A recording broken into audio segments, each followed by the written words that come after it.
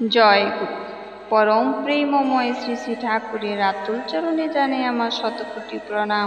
শ্রী শ্রী বর্মার চরণে জানে আমার শতকোটি প্রণাম। শ্রী শ্রী বদ্দার চরণে জানে আমার শতকোটি প্রণাম। আপনাদের প্রতি প্রত্যেককে জানাই আমার আনন্দিত জয় গুরু। আজ ইষ্ট প্রসঙ্গে যে বিষয়টি আপনাদের সঙ্গে শেয়ার করব সেটি হলো অবতার মহাপুরুষই আচার্য, তিনি মূল খুঁটি। এই প্রসঙ্গে শ্রী শ্রী ঠাকুর কি বললেন, খুবই দুর্দান্ত একটি ইষ্ট প্রসঙ্গ। অবশ্য ভিডিওটি শেষ অবধি শুনুন। কথা প্রসঙ্গে শ্রী শ্রী ঠাকুর বললেন, চিরকালই এক আদেশ নেমে আসছে পৃথিবীর বুকে, সে আদেশ ভগবত আদেশ। সেই আদেশের বার্তাবহ হলেন অবতার। যত দেহে, যত রূপে, যত বারই আসুক তিনি একজনই। ঈশ্বর যেমন এক, বই দুই নয়, অবতার পুরুষরাও তেমনি এক, বই একাধিক সত্তা নন। অবতারদের মধ্যে ভেদ করা পাপ। সর্বদেবময় গুরু, ভগবানের সাকার মূর্তি যিনি, তিনি প্রকৃত গুরু, আর তিনি হলেন সব দেবতার জাগ্রত মূর্তি। ফল কথা, যুগ অবতার হলেন সব যা কিছুর সংহতি সূত্র। জীবনের সব দিকে ধর্মকে খুঁজে বের করা এবং তার নির্দেশ অনুযায়ী ধর্ম আচরণ করা, একেই বলে তপস্যা। মূল খুঁটি হলেন অবতার মহাপুরুষ বা আচার্য, যিনি আচরণ সিদ্ধ পুরুষ।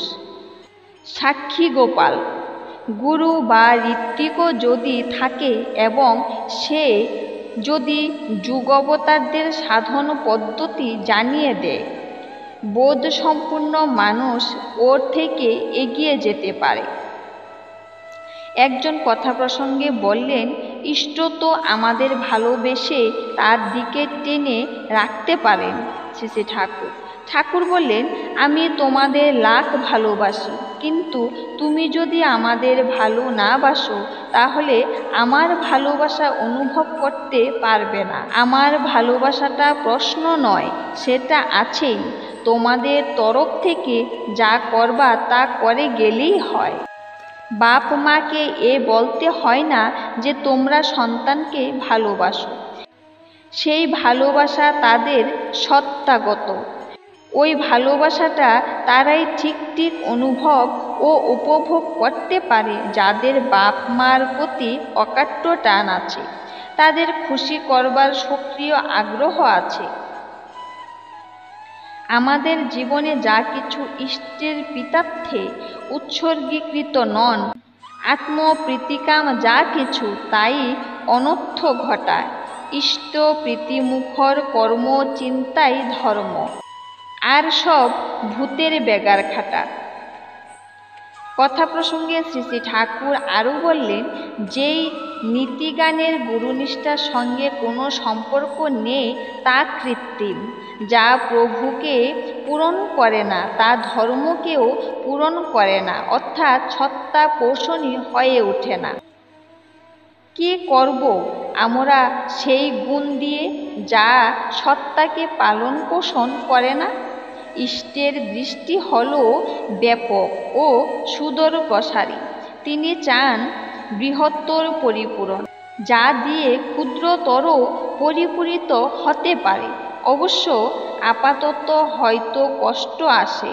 ছোট ছোট কষ্টকে যারা বড় করে নিয়ে তার প্রতিকার করতে গিয়ে বৃহত্তর মঙ্গলকে ত্যাগ করে, তাদের কষ্ট কোনোদিনও যায় না।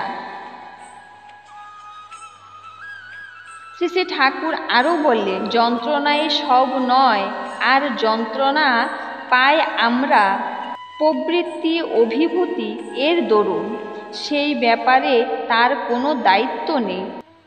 তিনি দেন জীবনের মদিরা, যখন তা পাব তখন মনে হবে না তিনি যন্ত্রণার মধ্যে টেনে এনেছেন। তিনি অভিভূতি কাটানোর জন্য সাময়িক যে দ্বন্দ্ব ও যন্ত্রণার মধ্যে ফেলেন, তার মধ্যে আছে তার আশীর্বাদ। এগুলি সম্মুখীন না হয়ে কোনো লাভ নেই। আলোক রাজ্যের অসুখী সন্তান হওয়াও ভালো, কিন্তু তিমির রাজ্যে সুখী প্রজা হয়েও অন্তর্নিহিত সত্তার কোনো সুখ নেই। সেই জীবনযাপনের জন্য পশুরা আছে, মানুষের জন্য সে জীবন নয়। বিধাতার দলিলে তা লেখে না। তাকে যদি ধরে থাকি আজীবন ধরে থাকব, আর এই ধরে থাকতে যত বাধা বিঘ্নই আসুক করব, সম্মুখীন হব। এমনতর পণ রাখা দরকার। এ ছিল আজকের নিবেদন। আবারও পরমপিতার আতুল চরণে আপনাদের প্রতি প্রত্যেকের মঙ্গল কামনা করে ইষ্ট প্রসঙ্গ এখানে শেষ করছি। ভুল ত্রুটি হলে ক্ষমা করবেন। জয় গুরু।